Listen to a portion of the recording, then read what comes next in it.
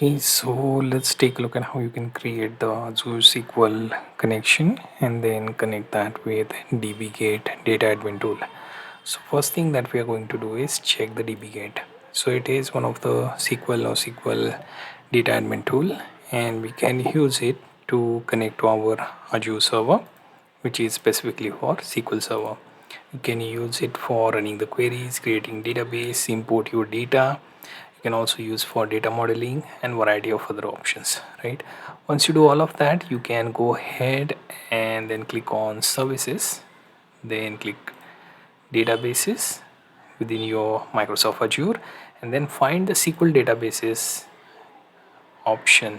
Now here currently I don't have any databases, so my next course of action would be creating this SQL database instance and have one SQL server running. Once we have that, we can connect to DBGate. So click create. Here we will be doing a lot of configuration that would give us the idea on creating this SQL server. Now here let's start with our project details. We will use free trial, then we use resource group. You can create a new resource group if you want. This way you will be able to track the resources as well. Now here the database name, so I will name this SQL Server DB. Right now currently I don't have any server ready, so I will click on create new, and in next page let me have DevNami SQL as the name. Okay, everything is unique. Now for authentication, I will just use SQL authentication. Type in the name, and then we have the password option. Paste the password. Now next thing, click OK so that we go back to the original form where everything is set up now. You can use Elastic Pool from this point onwards, but considering this is just one server, no point in using Elastic Pool, especially for test purpose. Now comes the compute and storage. Here I will choose the most simple option, which is, as you can see, standard budget friendly. There is also basic option, which is even cheaper. There are general purpose that you will find the most expensive one, right? So just pick the basic DTU based option where you have 5 DTUs, 2 GB max storage. Click apply. Now the cost will be low. Here I will choose backup redundancy for local. This way there will be even lower cost. Right now let's move to networking part where you can see connectivity method set to public endpoint so that anyone from anywhere can access this. I will say yes to Azure services to access this server. Also add current IP address, say yes. Then connection policy, I will use the default one, right? So there is multiple options. Proxy, redirect, default, we will use the default one, right? Now next thing, we can choose the minimum TLS version to 1.2. Next thing, we will move to security part where you can see there is Microsoft Defender for SQL option, so I'm not using that for now, so I will say not now. There is ledger option, so for those who want to select it, you can do so. There is another option which is identity, not configured. Then transport data encryption, I'm keeping that empty as well. Then comes additional setting. Here you have data source. I'm not going to use any. I will later upload something. Then database collation, SQL Latin general, keep the default. Then comes maintenance window, go with the system default. Then comes tags.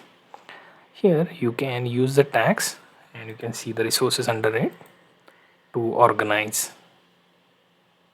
right? So once you do that, you can click to review and create. Here you see the estimated monthly cost, which is understandable, right? Now go through all the options that you have. Right now just click on create, so that will go for deployment, and from there we would be going to resource once it goes for deployment successful. As you can see, it will take a bit of time for changing the status and allowing us to go to resource. So let's wait for that. Now here you see our deployment is complete. Now I can go to the resource. Right now here, let's explore some of its options that we need for the connection. Here you see the getting started will arrive here. Now here, configure access, connect to applications, start developing. Here it asks you to go to Azure Data Studio. Then it also requires you to go to configure access, where I am going to take a look at some of its option. Let's say for public access, right, selected networks, I have given it the IP address, right. I can also say all the IP address range, right. So from, let's say I want to copy the range here, right, ending and starting. So 0000 4 times here, then 4 times here, that to be added. So all on, and let's see here, then 255 255 255 and 255. So everything available, right.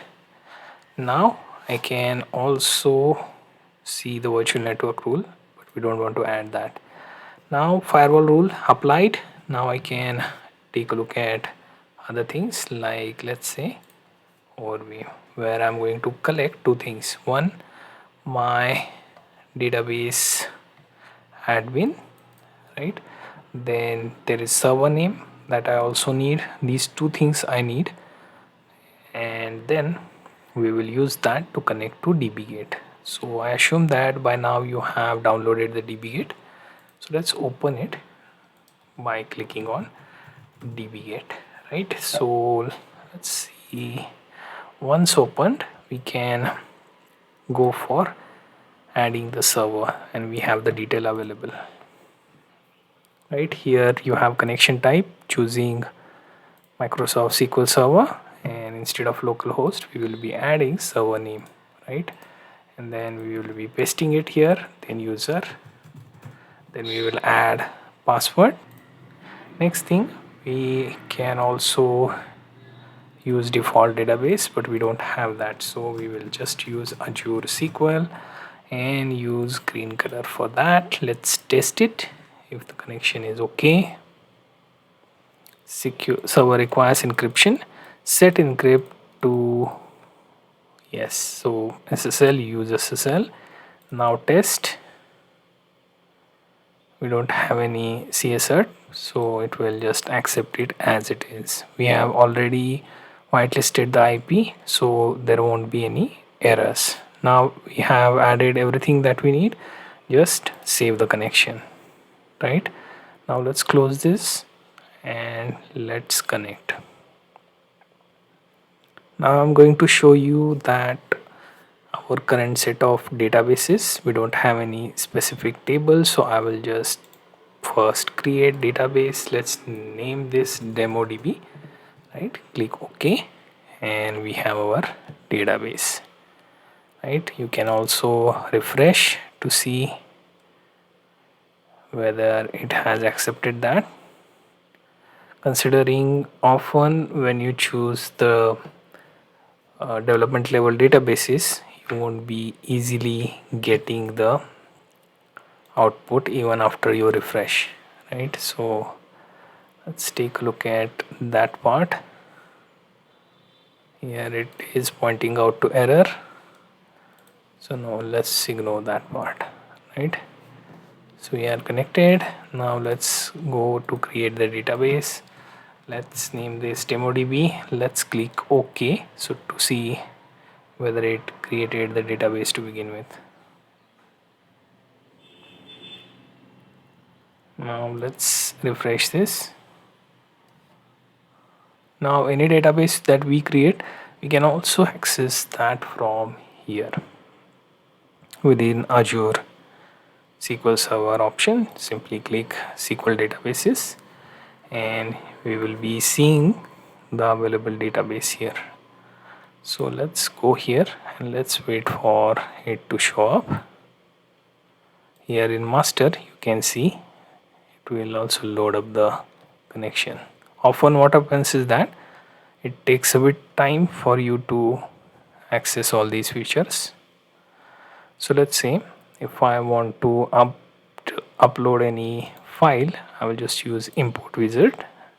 Let's say I want to upload a file, name users CSV, and I run the script.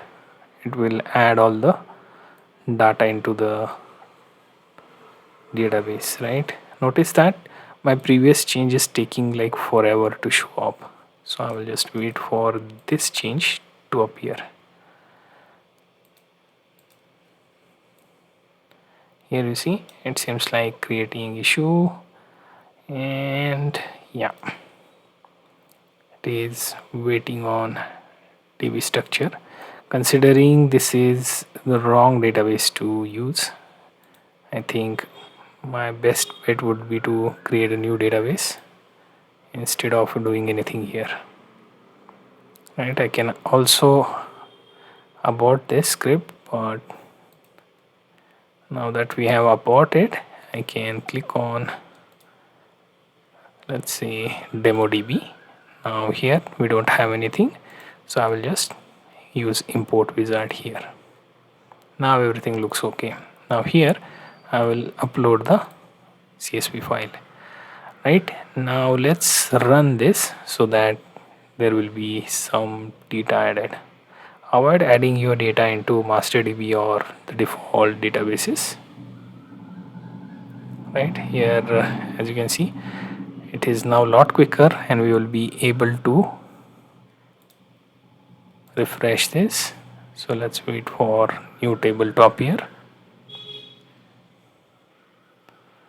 Now as you can see, we have just recently uploaded 400 rows, so I can select everything, run the query by right clicking and execute. This should show up all the rows from my database, and as you can see, the data from that CSV file to a table called users is here.